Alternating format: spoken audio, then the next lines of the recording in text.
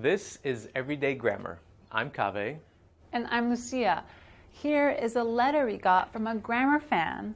Dear Everyday Grammar, you should talk more about modals.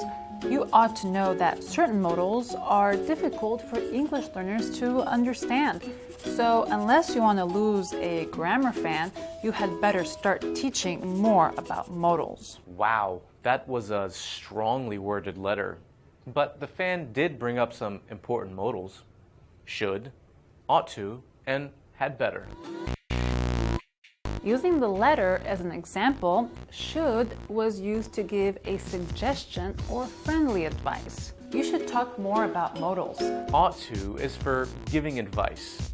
It has a similar meaning to should, but it's not used as often. You ought to know that certain modals are difficult for English learners to understand. Ought to does not have a question or past tense form in everyday American English. Had better is stronger than should or ought to.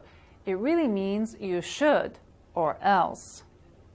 Had better suggests that something bad will happen if you don't follow the advice. In other words, it's a threat. Unless you want to lose a grammar fan, you had better start teaching more about modals. Yes, that does sound a bit harsh, but had better is not always impolite. It can express a sense of urgency. For example, you had better run. The plane is about to leave. Keep in mind that had better has no past tense or question form. And that's Everyday Grammar.